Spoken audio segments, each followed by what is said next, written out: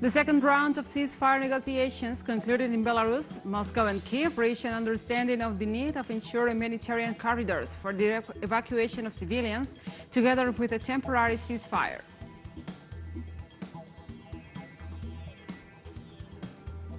In Peru, trial begins against 3 former health ministers for the forced sterilization of more than 200,000 indigenous women during the administration of former President Alberto Fujimori. In Syria, United States occupation forces are helping relatives of terrorists to leave the country.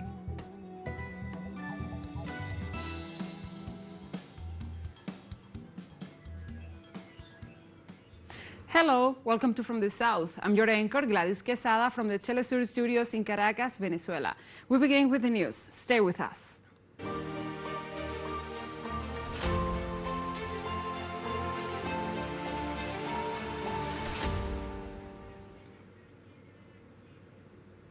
And now we begin this news brief. The second round of the ceasefire negotiations concluded in Belarus. Moscow and Kiev reached an understanding on the need to ensure humanitarian corridors for the evacuation of civilians.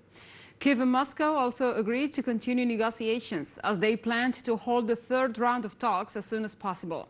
Vladimir Medinsky, the head of the Russian delegation, said the agreements reached during the negotiations represent significant breakthroughs. Also, Russia and Ukraine called a temporary ceasefire during the evacuations. This aims to comply with a clause featured in the communique on the issue, which stated that in the nearby future both parts will maintain special channels of communication and interaction open with the purpose of securing proper logistic and humanitarian aid.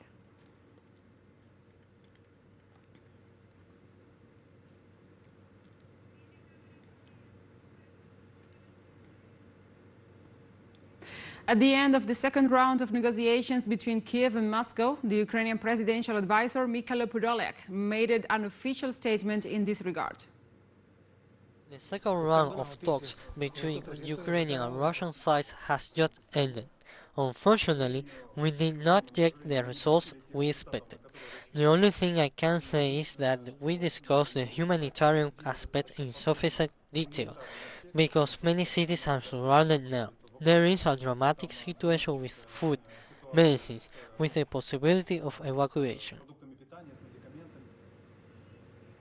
And the Russian chief of negotiations with Ukraine, Vladimir Medinsky, reported on the results of the second round of negotiations. The negotiations with the Ukrainian side have just ended, where we discussed in detail 3 issues: the military issue, the international humanitarian issue, and thirdly, the issue of the political future and settlement of the conflict. We reviewed point by point. In some of them we are able to find a mutual understanding, but the main issue is that what's decided today in this question of military confrontation zones. Accordingly, the representatives of the Ministry of Defense of the Russian Federation and the Ministry of Defense of Ukraine agree on the format of locating humanitarian corridors for the exit of the civilian population and temporary cessation of hostilities in the sectors of the humanitarian corridor for the period of evacuations.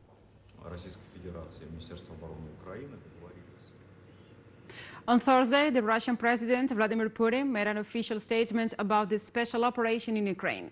During his speech, the head of state mentioned several matters about the conflict, such as how the operation is progressing, the historical relationship between Russian and Ukrainian peoples, and the nationalist and neo-Nazi groups in Ukraine. Dear comrades, I want to say that the special military operation is proceeding in strict accordance with schedule, according to the plan. All assigned tasks are being resolved successfully.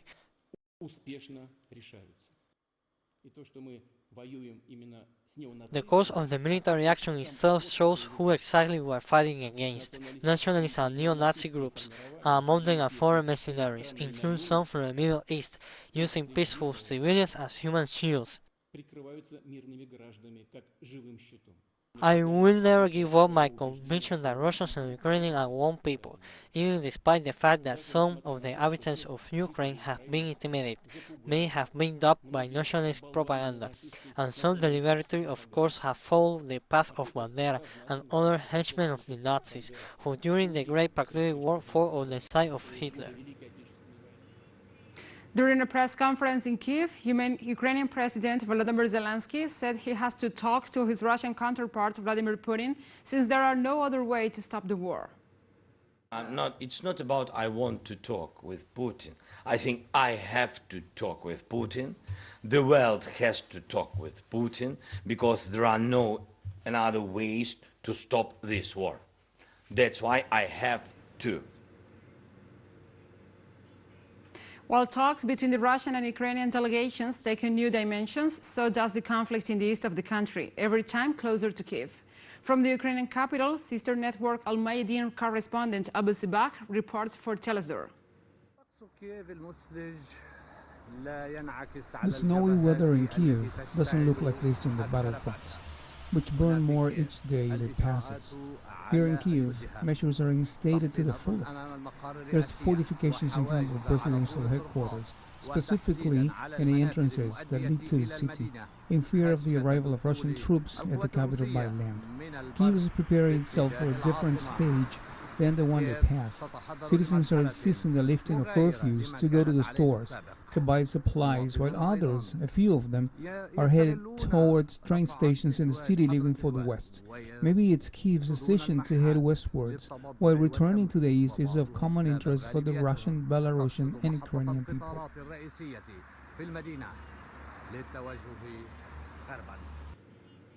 Thank you, Abbas, for this report, and we continue. According to the Russian Defense Ministry General Igor Konashenkov, Russian troops have rendered useless a technological cluster located in Kiev, which was allegedly being used by the Ukrainian Security Service for psychological operations against Moscow. He also reported on the military results of the Russian special operation in the Donbas region. In total, during the operation, 1,612 military sites were hit, including 62 command and communication posts of the Ukrainian Army, 39 S-300 Buk M1 and OSA air defense missile systems, and 52 radar stations. Also, 49 planes were destroyed on the ground, in addition to 13 planes destroyed in mid-air, 606 tanks and other types of combat armor vehicles, 67 rocket launchers, 227 artillery weapons and mortars, 405 special military vehicles and 53 unmanned aerial vehicles have been destroyed. We'll take a short break now. Join us again after this.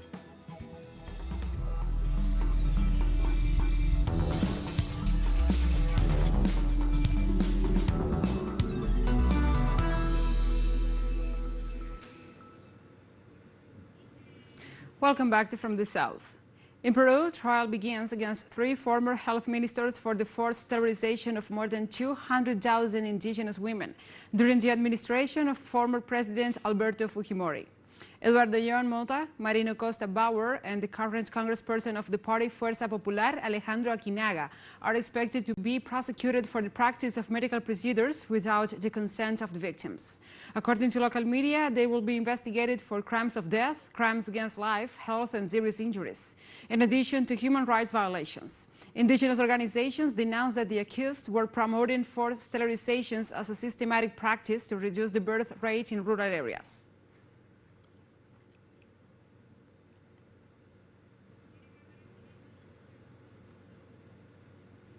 In Honduras, family members and social and human rights organizations demand justice 6 years after the murder of activist Berta Caceres. The environmentalist and indigenous leader Berta Caceres was murdered in her home in the western department of Honduras on 3rd March 2016. Berta was one of the founders of the Civic Council of Popular and Indigenous Organizations and led demonstrations in defense of the environment, opposing the construction of hydroelectric projects in the west of her country on some fields where natural resources were threatened. She was awarded the Goldman Environmental Prize, the world's highest recognition for environmentalists, where she denounced that she was persecuted and threatened with her life as a result of her struggle. Family members, social organizations demand justice in view of the state impunity.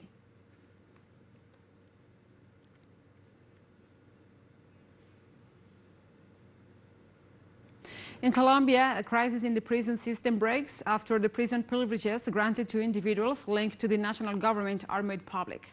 The crisis has been prompted after the public release of a video showing detained businessperson Carlos Maros leaving a La Picora prison in Bogotá to meet with his agent and lawyer Iván Cancino. Maros was accompanied by officials from the Penitentiary National Institute. Also on Wednesday, it was known that the director of the institute, General Mariano Botero Coy, and the director of La Picota prison, Wilmer Valencia, have been removed from their posts. It should be noted that the defense team of Maros is also in charge of such cases like that of lawyer Diego Shane, under investigation for allegedly manipulating witnesses to favor former President Álvaro Uribe, who presumably was left the country despite being under house arrest.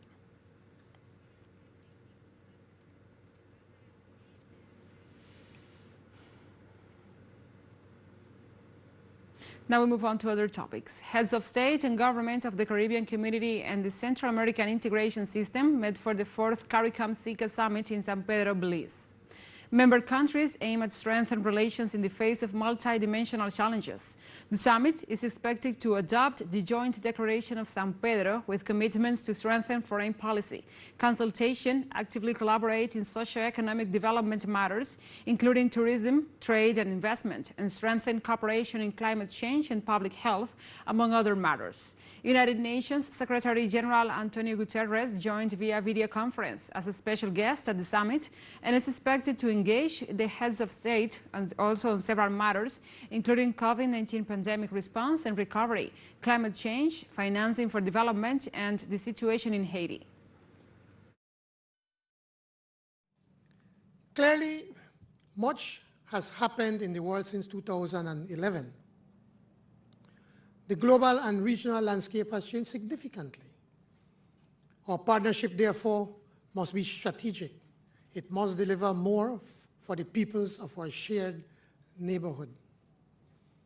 As nations, we are clawing our way back from a severe economic downturn occasioned by a devastating COVID-19 pandemic.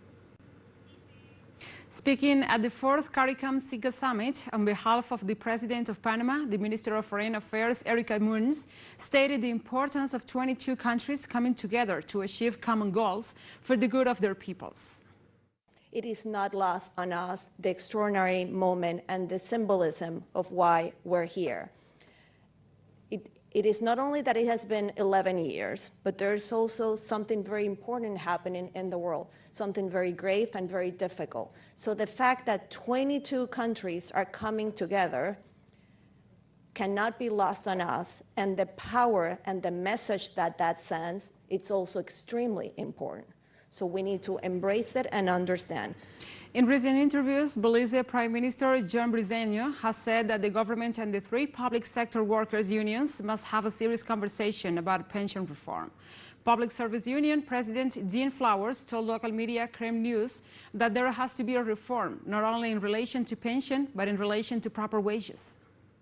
It's funny how some individuals think in terms of how we are able to achieve the change that we so desire, but that's the selfishness that that in reality exists within some of our public officers who don't want to be a part of the union but expect the union to do so much for them.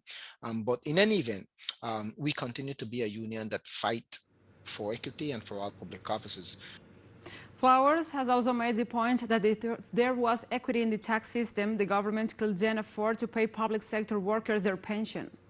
In the public sector, as I have said, almost 60% of public offices earn less than $31,000 or $30,000. So we simply cannot afford to contribute to a pension scheme because of the salary that is being paid to us. And unless the government is prepared to look at salaries across the public service.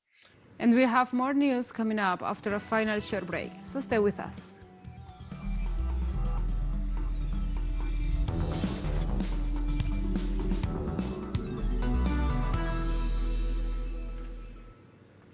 Welcome back to From the South. In Syria, United States occupation forces are helping relatives of terrorists to leave the country. According to the Syrian press, hundreds of relatives of the terrorists are being taken to Iraq by American soldiers. Those refugees have been boarded in some 200 buses and trucks, departing from the Khan al-Jabal camp in the Syrian municipality of Qamishli. On several occasions, the Syrian government has denounced that the White House and its allies support Daesh terrorists. This action by the United States occurs in the midst of the process of national reconciliation promoted by the Syrian government.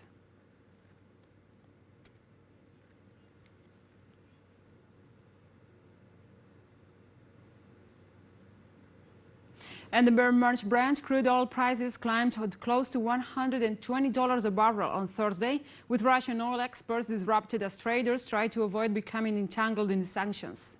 Support also came from United States crude stockpiles at multi-year lows, helping to lift Brent crude futures for the highest level since 2012.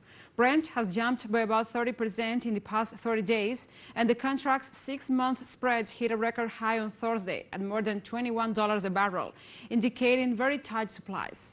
Russia competes with Saudi Arabia for the title of biggest crude oil and refined oil products exporter, with shipments of more than 7 million barrels per day, about half of which go to Europe. While wielding economic sanctions to try to make Moscow call off its military operation in Ukraine, Washington has so far stopped short of targeting Russia's oil and gas exports, weighing on the impact on global oil markets and the U.S. energy prices.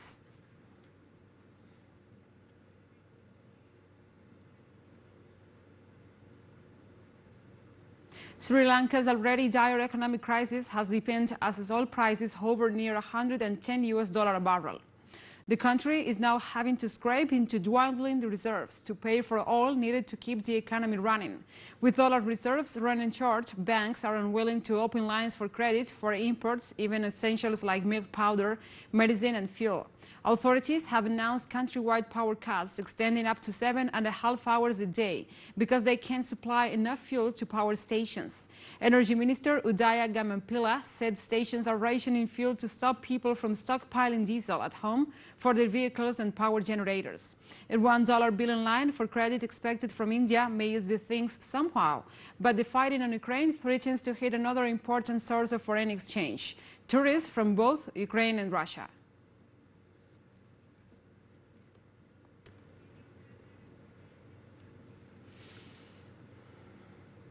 The Burkina 2050 Consortium, a civil society group, demonstrated in the capital against the railway concession given to the French Bolloré Group. Activists marched from the Batel du Rail's roundabout to the Ministry of Transport via the Bolloré logistics site. There were also other protests in locations across the country, such as Cid Rail or government offices in Bobo Dioulasso and other major urban areas. There was being increased hostility towards the long-term presence of the French military across the Sahel region, including in Burkina Faso in recent months. French business interests may also meet a corresponding uptick in local scrutiny in the weeks and months ahead.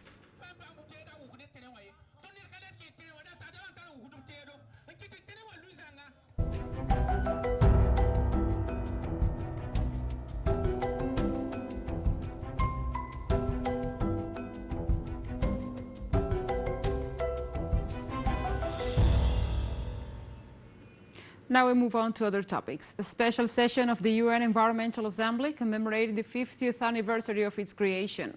The commemoration comes a day after passing a key resolution to start negotiating an international treaty to ban plastic pollution.